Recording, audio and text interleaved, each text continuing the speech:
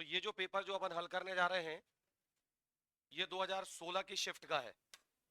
2016 की शिफ्ट का पेपर है जिसका अपन ने बॉटनी, जूलॉजी, इंग्लिश सॉल्व करके देख चुके हैं और अब बारी है कि हम इसका केमिस्ट्री सॉल्व करके देखें। और ये पेपर बहुत अच्छा है, ठीक है। ऐसा पेपर यदि अपने पेपर में मतलब अपने उसमें आ जाए या अपना पेपर पलट जाए तो ये मान के चलो कि 30 में से 28 नंबर ला सकते हैं अपन लोग केमिस्ट्री में, ऐसा पेपर आ जाए तो। चलो हमें एक एक करके इस पेपर का हल आपको अच्छे से बता देता हूं, ठीक है। आधे घंटे के पहले अपन केमिस्ट्री सॉल्व कर सकते हैं, आधे घंटे के पहले, लेकिन मुझे थोड़ा समझाना पड़ेगा तो थोड़ा सा टाइम लग सकता है, ठीक है। नहीं तो आधे घंटे से ऊपर का नहीं है पेपर, ज्यादा बोल दिया मैंने, आधा घंटा भी।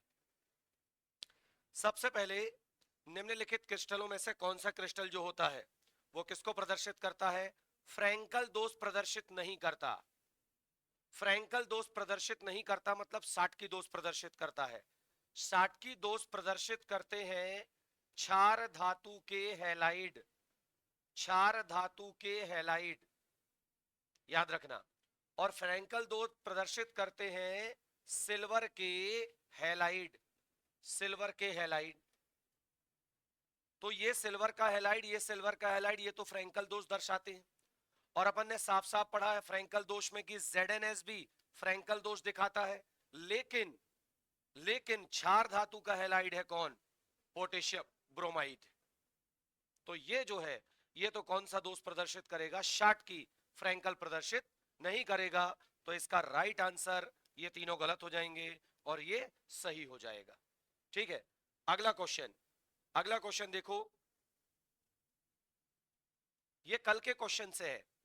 कल कितने बार ये क्वेश्चन मैंने करवाया है, सही बात है कि नहीं? इसमें लिखा है निम्न पराक्साइड की उपस्थिति में, मतलब किसी भी पराक्साइड की उपस्थिति में कौन सा अम्ल मार्कोनी-काफ के नियम के विपरीत योग करके उत्पाद देता है? तो तुम याद रखो, किसी असममित एल्कीन में यदि किसी अम्ल का योग कराना है तो वो केवल HBr ही है, ना HCl है, ना HF है, ना HI है, ना HBr। आपने देखा होगा जो भी ध्रुवीय अणु, जो भी ध्रुवीय अणु लिया जाता है या हम कहेंगे हेलोजन अम्ल लिया जाता है वो HBr ही होता। कल कितने क्वेश्चन आए हैं इसमें, तो HBr राइट आंसर है। मार्कोनी-काफ का नियम हो चाहे मार्कोनी-काफ के नियम के विपरीत बात हो, यदि किसी एल्कीन में किसी अम्ल का योग होगा तो वो HBr ही होगा, ठीक है। आप ये भी देखते जाओ कि कितने क्वेश्चन अपने पेपर से आते हैं कितने नहीं आते। ये देखो, बड़ा सरल, बड़ा सरल क्वेश्चन है और इसको आपको समझना पड़ता। किस विलयन में कॉपर की कील डालने पर विलयन का रंग नीला हो जाएगा? मतलब सीधी सी बात, कॉपर इस विलयन में से इन विलयनों में से किसको विस्थापित कर सकता है? कॉपर की कील डालोगे तो कॉपर किसको विस्थापित कर सकता है? कॉपर जिसको विस्थापित कर सकता है, याद रखिएगा, वहीं पर विलयन नीला आएगा। तो क्या कॉपर Ag को विस्थापित कर सकता है? तो हम कहेंगे बिल्कुल कर सकता है। क्यों कर सकता है? क्योंकि विद्युत रासायनिक श्रेणी में कॉपर ऊपर है, कॉपर ऊपर है और Ag कहां है? नीचे। और ऊपर वाला नीचे वाले को विस्थापित कर सकता है लेकिन नीचे वाला ऊपर वाले को नहीं। और यदि तुम सोडियम, जस्ता और सोडियम को देखोगे तो कॉपर से बहुत ऊपर है कौन? सोडियम और जस्ता। आ रही बात समझ में? तो सोडियम और जस्ता कॉपर को हटा सकते हैं, कॉपर इनको नहीं हटा सकता। तो याद रखना, यदि इन सारे विलयनों में कॉपर डाला जाएगा तो कॉपर, याद रखना, कॉपर जो है AgNO3 के विलयन में से Ag को सरलता से क्या कर देगा? हटा देगा। और क्या देगा? क्यूप्रिक नाइट्रेट का विलयन देगा, क्यूप्रिक नाइट्रेट का विलयन देगा जिसमें Ag क्या हो जाएगा? अवक्षेपित। और कॉपर की उपस्थिति के कारण रंग कैसा आ जाएगा? नीला। आ रही बात समझ में? तो ये बड़ा सरल है, अपन ने पहले भी पढ़े। लेकिन अपन ने क्या पढ़ा था? कॉपर सल्फेट के विलयन में जस्ते की छड़ डालने पर नीला विलयन रंगहीन क्यों हो जाता है? तो भाई तुम कॉपर सल्फेट के विलयन में 10वीं में पढ़े थे, जब तुम जस्ते की छड़ डालोगे तो जस्ता ऊपर है, वो कॉपर को क्या कर देता है? हटा देता है और रंगहीन विलयन बना देता है। किसका? ZnSO4 का। कॉपर चुपचाप जाके नीचे चला जाता है, अवक्षेपित हो जाता है, तो नीला विलयन रंगहीन हो गया। आ रही बात समझ में? तो ये तुमको ध्यान में रखना है।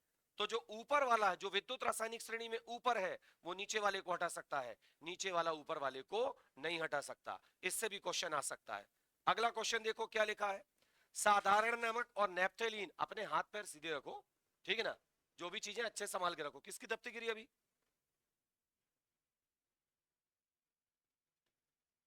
ये 9वीं की पुस्तक से आया है ये क्वेश्चन, 9वीं की पुस्तक में पहले अध्याय में ये वाला क्वेश्चन। आ रही बात समझ में? और उसके बाद 11वीं में है ये। साधारण नमक और नेफ्थेलीन के मिश्रण को लेकर के और क्या किया जाए, मतलब किस प्रकार अलग किया जाए।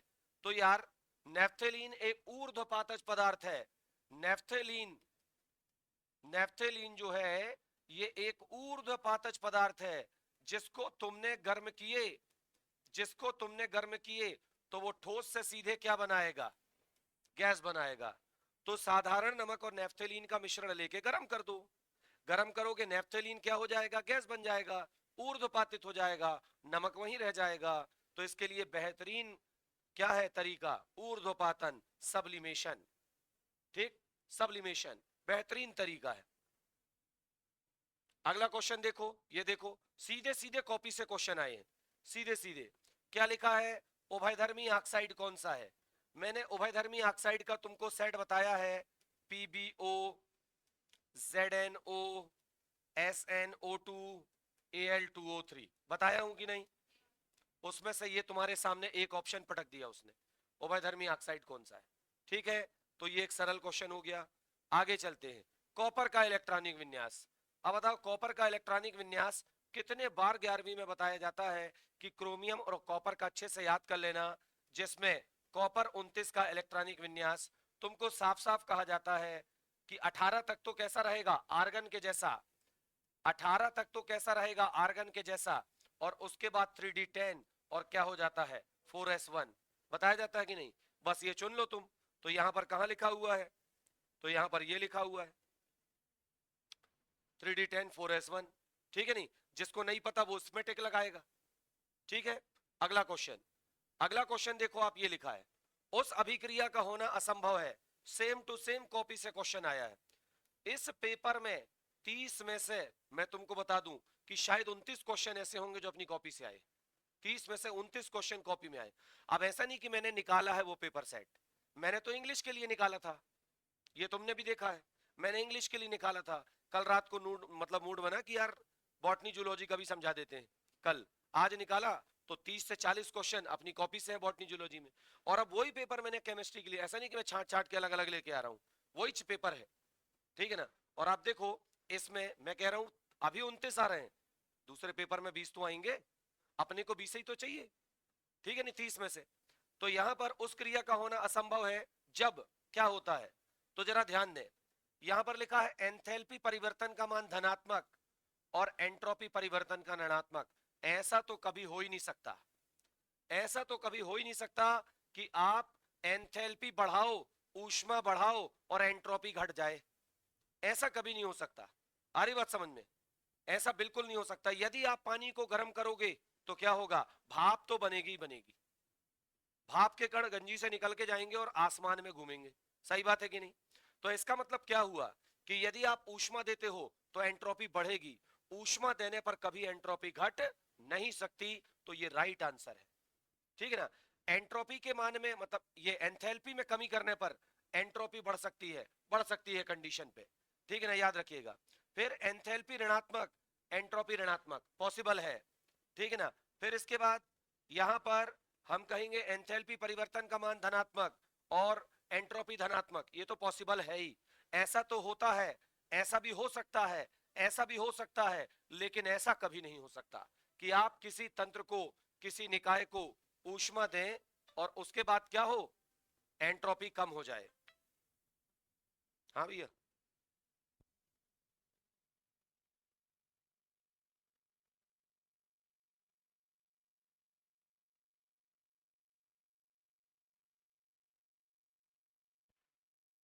चलिए, तो ये यहां पर क्लियर हुई बात।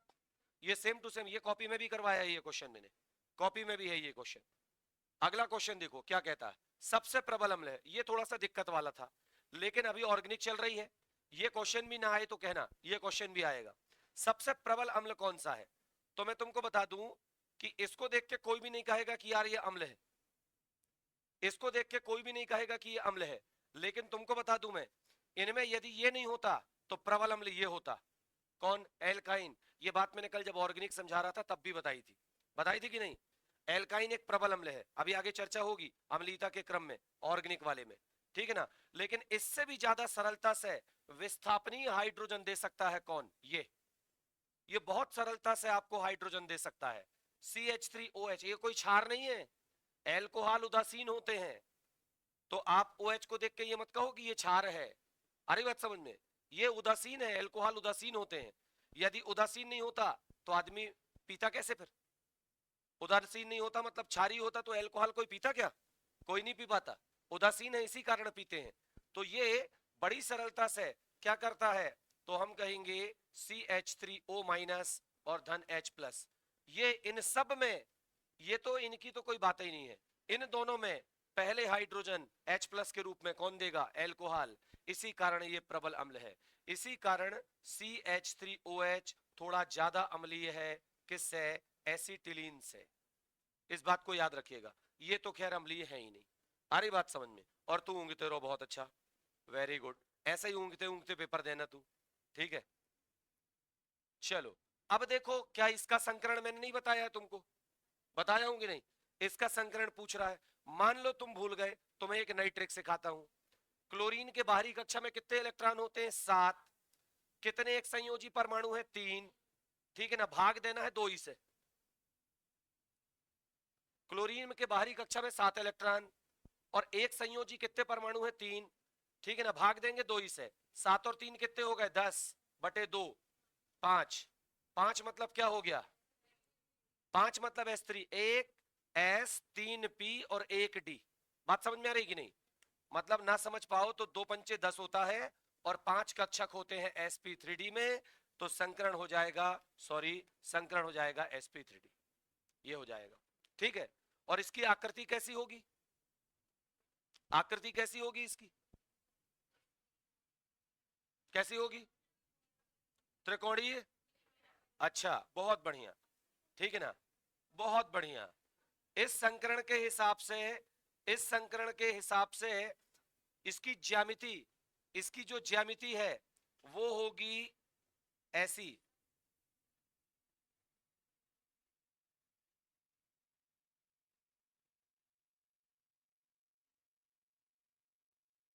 इसकी आकृति आएगी टी शेप, इसकी आकृति आएगी टी शेप, और इसकी ज्यामिति संकरण के हिसाब से होगी त्रिकोणीय द्विपिरामिडीय। इसकी आकृति आएगी टी शेप। अच्छे से देख लो। अब बने बनाए क्वेश्चन को तुम गलत करोगे तो मैं क्या कर सकता हूं? आ रही बात समझ में? कॉपी का क्वेश्चन है, सारणी में बनवाया हूं, सारणी में नहीं, अलग अलग हल करवाया हूं छोटे रूप में। सही है कि नहीं? अब देखो, अम्ल वर्षा के लिए उत्तरदायी कौन सा? अभी बायोलॉजी में आया था, मैंने तुमको बताया था कि अम्ल वर्षा के लिए उत्तरदायी कारक जो है वो कौन होता है? वो SO2 और NO2, ठीक है ना। अब SO2 तुमको कहां से मिलेगी? सल्फ्यूरिक अम्ल से। सल्फ्यूरिक अम्ल यहां मौजूद है, ठीक है ना। NO2 तुमको कहां से मिलेगी? यहां से, यहां से। अब देखो दोनों कहां है? फर्स्ट वाले में। फर्स्ट वाला सही है, ठीक है नहीं, फर्स्ट वाला सही है, क्योंकि अम्ल वर्षा के लिए उत्तरदायी मेन कारक है SO2 और NO2। SO2 सल्फ्यूरिक अम्ल से, NO2 नाइट्रिक अम्ल से मिलेगी। दोनों कहां पर है? पहले नंबर में, ठीक है। यहां पर ये गलत है और यहां पर ये गलत है। CO2 बनाती नहीं है अम्ल और Cl बनाती नहीं है, मतलब अम्ल, ये वर्षा वाला अम्ल कह रहा हूं मैं, ठीक है। तो इसको ध्यान में रखना है। अगला क्वेश्चन देखो, निम्नलिखित में से किसके धातु कर्म में खरपरण का प्रयोग करते हैं? खरपरण का दूसरा नाम बताओ मेरे को, खरपरण का दूसरा नाम बताओ। क्यूपैलीकरण। खरपरण का दूसरा नाम है क्यूपैलीकरण। और अपन जानते हैं खरपरण या क्यूपैलीकरण का प्रयोग एक ही धातु चांदी के शोधन में किया जाता है, निष्कर्षण में नहीं, शोधन में किया जाता है, शुद्धिकरण में। सही बात है कि नहीं? Same to same question. अगला नंबर ये देखो कितना सरल है, DsP2 संकरण का उदाहरण है। अब यदि हम देख रहे हैं DsP2 संकरण तो हमको समन्वयन संख्या 4 देखनी पड़ेगी। समन्वयन संख्या 4, इसमें समन्वयन संख्या 6 दी है, तो ये तो गलत है। नीचे वाले में समन्वयन संख्या 6 दी है, ये तो गलत है। तो कितने दिख रहे हैं सही? एक और एक ये दो। अब ये दोनों DsP2 दिखा सकते हैं, लेकिन यहां पर कौन है? Zn, इसलिए Zn DsP2 ना दिखा करके क्या दिखाएगा? sp3 दिखाएगा। तो सही आंसर क्या हो जाएगा? सेकंड नंबर हो जाएगा। सही बात है कि नहीं? तो इस तरह से ये हुआ। आगे चलते हैं, ये क्वेश्चन भी सेम टू सेम कॉपी के अंदर है। आतिशबाजी में जो हरा रंग आता है, पटाखों को जलाने पर जो हरा रंग आता है, वो किसके कारण से आता है? बेरियम के कारण से आता है।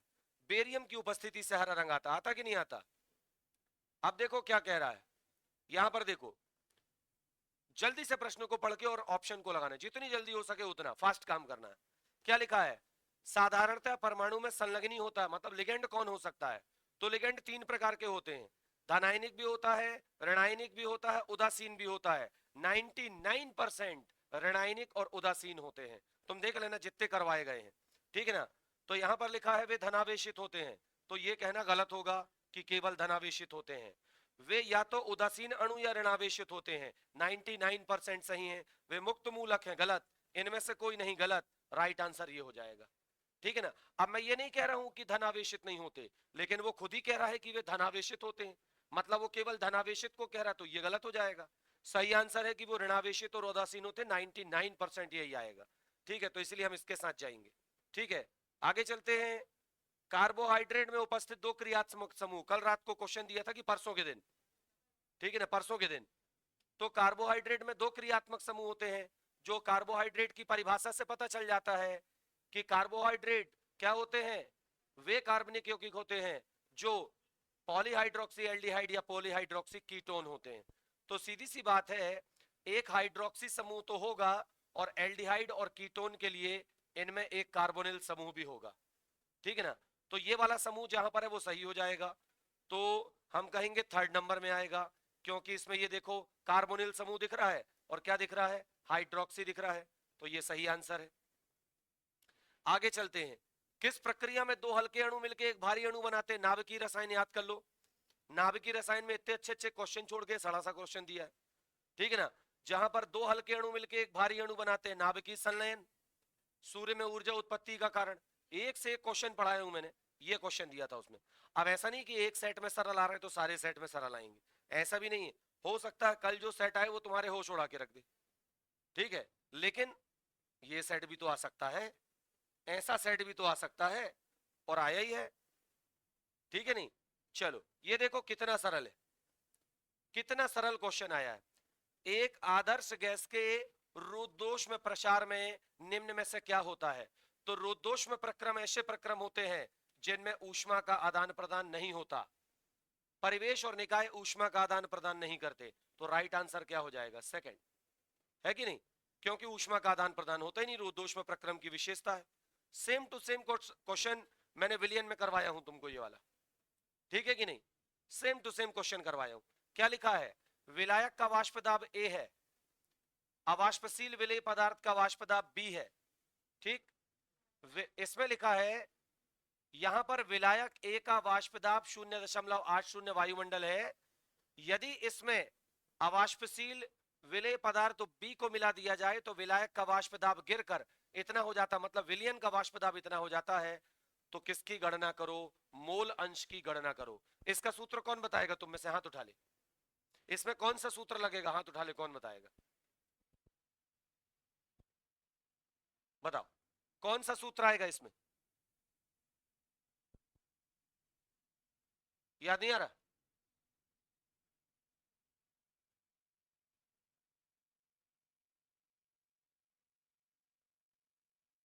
इसमें आएगा P0A माइनस PA बटे P0A इज इक्वल टू आ जाएगा XB, इज इक्वल टू आ जाएगा XB, ठीक है? ये वाला आ रहा है।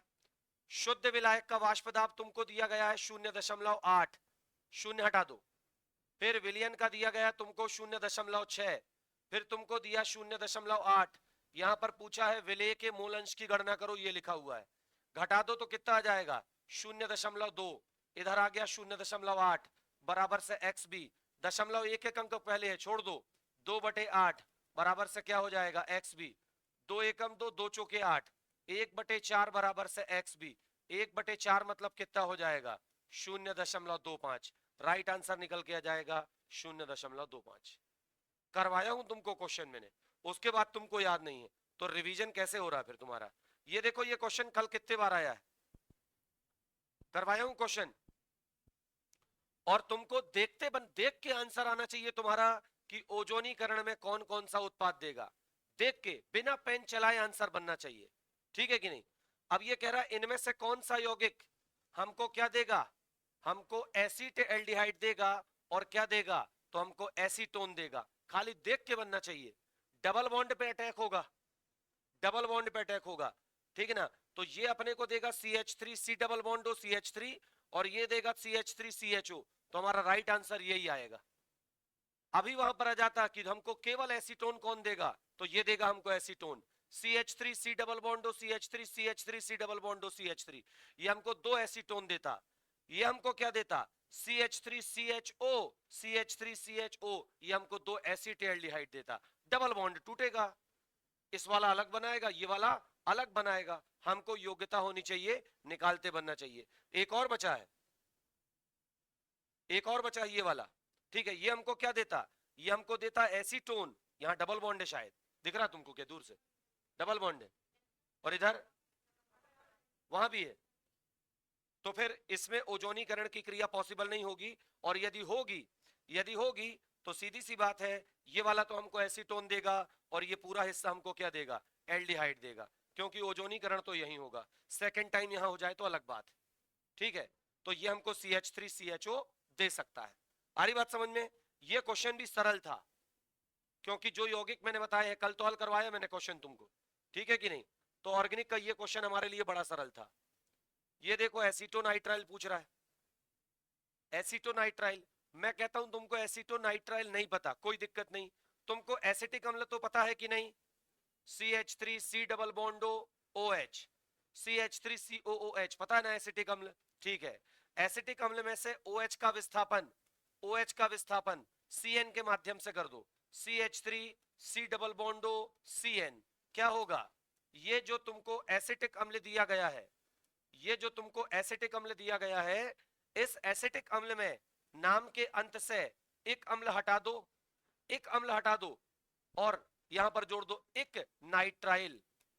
क्या जोड़ दो, एक नाइट्राइल या ओ नाइट्राइल, जो जोड़ना हो। तो ये तुम्हारा बन जाएगा क्या, एसीटोनाइट्राइल या एसिटिक नाइट्राइल, ये बन जाएगा। तो एसीटोनाइट्राइल का सूत्र ये आएगा तुम्हारा, OH का विस्थापन CN के माध्यम से हो जाएगा, तुम्हारा बन जाएगा सूत्र। मिला लो कौन सा है, फर्स्ट ही वाला है। बात समझ में आई। क्योंकि एसीटो दिया गया है तो ये आएगा एसिटिक अम्ल से, OH को हटाएंगे किसके माध्यम से, CN के माध्यम से। तो इस तरीके से ये हुआ। ये देखो सड़ा सा क्वेश्चन आया है, भगवान करे ऐसे ही क्वेश्चन हमारे पेपर में आए। क्या लिखा है, चिली साल्ट पीटर, क्या सूत्र है, NaNO3। चिली सॉल्ट पीटर किस धातु का अयस्क है, तो सोडियम का अयस्क है, ठीक है। तो मेरे कहने का मतलब ये एकदम ऐसा ही क्वेश्चन नहीं होने चाहिए, है कि नहीं, थोड़ी कठिन वाले भी होने चाहिए। ये आया कठिन वाला आ गया। क्या लिखा है, प्रोपीन का एन ब्रोमोसक्सीनामाइड द्वारा ब्रोमीनीकरण से क्या प्राप्त होगा। प्रोपीन का ब्रोमीनीकरण करना है, ये लो CH3 बंद CH डबल बॉन्ड CH2, धन क्या करना है, ब्रोमीनीकरण Br2। मार्कोनी काफ का नियम नहीं लगेगा, पराक्साइड प्रभाव नहीं लगेगा, वहां मत जाने लगना। मार्कोनी काफ का नियम और पराक्साइड प्रभाव तब लगता है जब योग किसका होता है, नहीं तो पता चला Br उठा के जोड़ दो एक इसमें या उसमें और निपट जाओ फिर उसके बाद, ठीक है कि नहीं। यहां पर मार्कोनी काफ के नियम के हिसाब से योग होगा, याद रखना, पराक्साइड प्रभाव के हिसाब से योग होगा। लेकिन अभी तो Br को जोड़ना है, तो वो बंध थोड़ी टूटेगा, वो नहीं टूटेगा। ये हाइड्रोजन यहां से हटेगा, एक हाइड्रोजन Br के साथ HBr बना के निकल जाएगा। बात समझ में आ रही, याद रखना HBr बना के निकलेगा और दूसरा ब्रोमीन इसी से आके जुड़ जाएगा, तो ये हो जाएगा CH2Br CH double bond CH2 धन। मैं बता रहा हूं 90% बच्चे वही करते जो मैं अभी पहले कह रहा था, कि वो Br को लाके या तो इसमें जोड़ते, आ रही बात समझ में, और निपट जाते। जबकि वो होता है HBr के योग में, मार्कोनी काफ का नियम और पराक्साइड प्रभाव जब लगता है। आ रही बात समझ में? ऐसा ही नहीं होगा, इसलिए ये सोचना भी बेकार होगा। तो आपको जब Br का योग कराना तो भैया ये वाले हाइड्रोजन लेने पड़ेंगे तुमको, यहां जो दिया है। समझ में आ रही बात? हाँ, डबल बॉन्ड वाला काम नहीं करेगा। तो अब देख लो राइट आंसर क्या होगा। और देखो वो जानता है कि तुम क्या करोगे, वो जानता है कि तुम क्या करोगे। उसने यौगिक बना के दिया, उसने सोचा तुम ये भी बना लोगे शायद, वो भी बना के दिया है, ठीक है। जबकि यौगिक बनना चाहिए कौन सा? यौगिक बनना चाहिए थर्ड वाला। ये राइट आंसर दिख रहा है, दिखा कि नहीं दिखा? चलो ये देखो सरल सा क्वेश्चन, क्या लिखा हुआ है? किसी अभिक्रिया का वेग दिया आपने को के, अभिक्रिया का वेग मतलब अभिक्रिया की दर r बराबर से के ए का होल n और b का सांद्रण क्या दिया है m। हमसे क्या पूछता है? कोटि।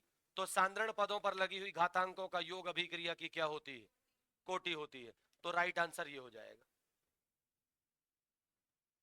कौन सा बहुलक थर्मोप्लास्टिक है? थर्मोप्लास्टिक समझते हो ना? थर्मोप्लास्टिक, थर्मोप्लास्टिक ताप सुनम्य, जो ताप को पाके नम पड़ जाए और फिर से उसको बार बार पिघला के और नए आकारों में ढाला जा सके, ठीक है ना। तो तुम नायलॉन के साथ तो ऐसा नहीं कर सकते, तुम पॉलीथीन के साथ ऐसा कर सकते हो, टेरेलिन के साथ नहीं कर सकते। तो राइट आंसर क्या आएगा? पॉलीथीन, क्योंकि पॉलीथीन एक थर्मोप्लास्टिक है, याद रखिएगा। अगला नंबर ये आ गया, ये भी थोड़ी टेढ़ी खीर थी, ठीक है ना। ये 19-20 क्वेश्चन था। जो बच्चा मेरे को मतलब मेरी बातों को अच्छे से सुना है वो इसको बिंदास कर सकता था। यहां पर तुमको दिया गया है ये सूत्र, तुमको दिया गया है CrH2O, ठीक है ना, 6, और उसके बाद उसने ऊपर लगा दिया है X। क्रोमियम धन 2 भी दिखाता है, क्रोमियम धन 3 भी दिखाता है, क्रोमियम 4 भी दिखाता है, क्रोमियम 6 भी दिखाता है।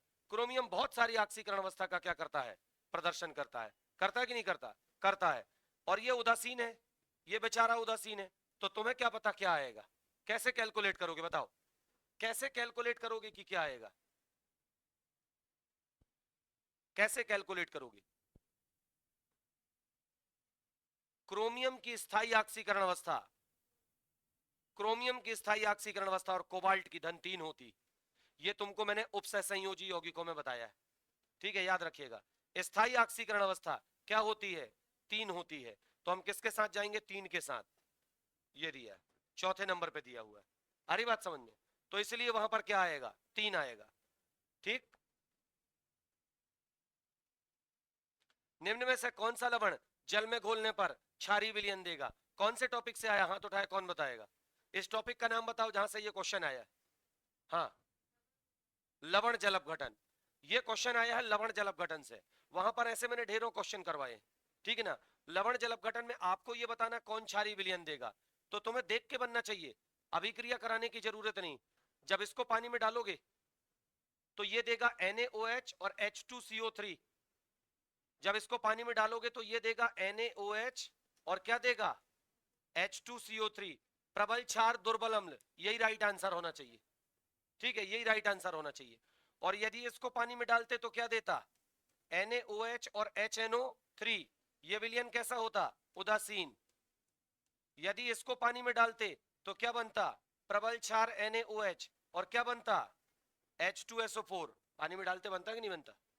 बनता है ना, सीखे हो ना। नहीं तो पता चला मैं जल्दी जल्दी बता रहा हूं, पास बन जाएगा री, ऐसा तो नहीं है। हाँ, तो ये प्रबल क्षार प्रबल अम्ल, ये विलयन भी कैसा बन गया? उदासीन। और ये बनेगा अम्लीय, ये अम्लीय बनेगा। क्यों? क्योंकि ये देगा हमने अपने को NH4OH दुर्बल क्षार, और ये देगा अपने को HCl, देगा कि नहीं देगा? तो ये अम्लीय आएगा। तो देख लो एक ही तो क्षार ही आ रहा है, जहां प्रबल क्षार और क्या बन रहा है? दुर्बल अम्ल बन रहा है। सही बात है कि नहीं? तो इस तरह से सरल क्वेश्चन था। ये देखो, ये तो बायोलॉजी का भी सरल क्वेश्चन। क्या कह रहा है? उपापचयी विधियों में निम्नलिखित में से कौन निम्नतम ऊर्जा प्रदान करेगा? तो सबसे कम ऊर्जा कौन देता है? कार्बोहाइड्रेट सबसे कम ऊर्जा देता है, याद रखना। कार्बोहाइड्रेट से ज्यादा ऊर्जा कौन देता है? प्रोटीन से ज्यादा ऊर्जा कौन देता है? लिपिड से ज्यादा ऊर्जा कौन देता है? ये, ठीक है, ये क्रम भी आ गया। वास्तव में लिपिड और वसा एक ही चीज है, थोड़ा सा अंतर है, ठीक है ना। तो वसा और लिपिड एक ही है, लेकिन यदि लिपिड और वसा की प्रतियोगिता हो जाए तो वसा जीत जाएगी। ठीक है, तो हम कहेंगे ये सबसे ज्यादा 1 ग्राम 9 किलो कैलोरी ऊर्जा देता है। ठीक है ना, याद रखिएगा सबसे आगे है वो। सबसे कम ऊर्जा कौन देता है? कार्बोहाइड्रेट। तो राइट आंसर क्या होगा? कार्बोहाइड्रेट। किसी खनिज को अयस्क कब कहते हैं? बोलो, किसी खनिज को अयस्क कब कहते हैं? याद रखना, खनिज कौन है? खनिज कौन होता है? जिसको जमीन से खोद के निकाला जाता है वो खनिज है। लेकिन ऐसा खनिज जिससे सरलता पूर्वक लाभदायक तरीके से क्या ज्ञात किया जा सके, क्या ज्ञात किया जा सके, अयस्क प्राप्त किया जा सके, तो हम कहेंगे वही खनिज हमारे लिए अयस्क होता है। तो ऐसा खनिज जिससे सरलता से या लाभदायक तरीके से क्या मिल जाए? धातु मिल जाए। तो उसमें उपस्थित धातु बहुमूल्य है, ऐसा थोड़ी कि सोना ही मिलेगा तब हम उसको क्या कहेंगे? अयस्क। ठीक है ना। उसमें धातु का निष्कर्षण लाभप्रद है, ये सही है। उसमें धातु का निष्कर्षण नहीं कर सकते, गलत। उसमें धातु का निष्कर्षण नहीं हो सकता, गलत। राइट आंसर ये आएगा, उसमें धातु का निष्कर्षण लाभप्रद है। अगला क्वेश्चन देखो क्या लिखा है। 500 डिग्री पर प्रोपीन पर क्लोरीन की क्रिया से क्या बनता है? अब 500 डिग्री पर यदि आप क्या करोगे, प्रोपीन पर क्लोरीन की क्रिया कराओगे, तो अब भी 2 मिनट पहले मैंने तुमको एल्कीन पर क्रिया करा के बताई है। एल्कीन पर किसकी क्रिया करा के बताई है? ब्रोमीन की कराइए। तो बस वही क्रिया, तो प्रोपीन का प्रोपीन और क्लोरीन की जगह पे क्या आ गया? ब्रोमीन। एक हाइड्रोजन H के साथ HCl बना के चला जाएगा, दूसरा क्लोरीन चिपक जाएगा किनारे पे। सही समझ में आई बात? नहीं तो क्या बनेगा? Allyl chloride. और एलाइल क्लोराइड तुमको मालूम है, तुमको एक बार मैंने ऑर्गेनिक के क्वेश्चन में दिया था। फर्स्ट बार जब ऑर्गेनिक के 20 क्वेश्चन बताया था, तब मैंने तुमको एलाइल क्लोराइड ऐसा करके बना के दिया था, याद करो। याद आया? अरे सॉरी यार, ऐसा नहीं था।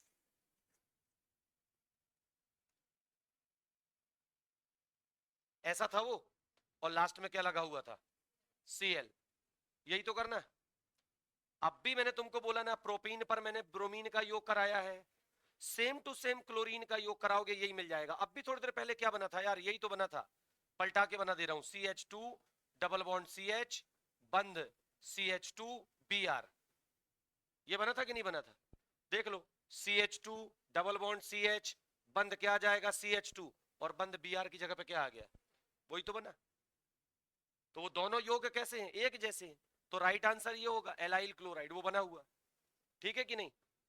ये देखो कितना सरल क्वेश्चन है, 10वीं का बच्चा भी इसको जानता है कि लोहे का महत्वपूर्ण अयस्क कौन सा है? हेमेटाइट। मेलेकाइट किसका है? कॉपर का। ठीक है ना। पिच ब्लेंडी तो खैर, पिच ब्लेंडी जो है यूरेनियम का है। किसका है? यूरेनियम का। गैलेना किसका है? पीबी का। ठीक है ना। और हेमेटाइट किसका है? Fe का। ठीक है, सूत्र क्या है? Fe2O3। Fe2O3, बस खत्म। आधे घंटे के पहले क्वेश्चन हो गए, जबकि मैंने हर क्वेश्चन को समझाया हूं। सही बात है कि नहीं? तो सोचो, यदि मैंने क्वेश्चन समझाया ना होता, खाली टिक लगाया होता, 15 मिनट में क्वेश्चन खत्म हो जाते। मैं कह रहा हूं कठिन पेपर भी आया तुम्हारा, तो तुमको आधा घंटा लगना चाहिए पेपर सॉल्व करने में केमिस्ट्री का। ठीक है नहीं? तो तुमको यदि 30 मिनट, एक एवरेज टाइम होना चाहिए, कंप्यूटर में टाइम चलता है, तुमको 30 मिनट केमिस्ट्री में लगना चाहिए। 30 मिनट केमिस्ट्री में लगना चाहिए। लगभग 45 मिनट, या हाँ 45 मिनट तुमको काय में लगना चाहिए? बायो में लगना चाहिए। लगभग तुमको 20 से 25 मिनट काय में देना है? इंग्लिश में देना है। लाइट बंद हो गई। ठीक है, तो इतना करने के बाद तुम अपने फिजिक्स के लिए टाइम बचा सकते हो। मतलब तुम अपनी स्टार्टिंग कहां से करो? केमिस्ट्री से करो। आ रही बात समझ में? केमिस्ट्री से करो कि मुझे 20 मिनट में, मतलब या 25 मिनट में या 30 मिनट में अपनी केमिस्ट्री निपटानी। बायो से भी कर सकते हो, टाइमिंग देख लेना कि 45 मिनट में मुझे बायो निपटानी। ठीक है ना। और उसके बाद मुझे आधे घंटे केमिस्ट्री को देना, फिर 20 से 25 मिनट तो फिजिक्स के लिए टाइम बच जाएगा। क्योंकि फिजिक्स में पढ़ के 10 क्वेश्चन में टिक लगाना सही सही, बिना पढ़े लगाओगे तो 2 4 5 नंबर आएंगे। आ रही बात समझ में? ना कहो वो भी ना आए, वो भी ना आए, क्योंकि मैंने खुद बिना पढ़े फिजिक्स में टिक लगाया है, 5 नंबर आए थे 45 में से। अब अपन केमिस्ट्री और बायो वाले, फिजिक्स किया जाने अपन, तो अपन ने बिना पढ़े आंख मूंद के टिक लगाया 45 क्वेश्चन में, 5 सही हुए थे, 5 या 7 ऐसे कुछ सही हुए थे। तो इसलिए अपने को पढ़ के 15 मिनट में 10 क्वेश्चन पे क्या लगाना है, टिक लगाना है। समझ में आ गई बात? तो बिल्कुल अपना पेपर सरल आएगा, कोई दिक्कत की बात नहीं है। अपने को कॉन्फिडेंस रखना चाहिए, किसी किसी पेपर सेट को देख के अपने आप को डिप्रेशन में नहीं लाना, ठीक है ना। अपन ने जिस हिसाब से तैयारी की है, हमारा पेपर वैसे ही आएगा, ये सोच के चलना है, पेपर सही जाएगा। ओके, चलो ठीक है, मिलते हैं कल।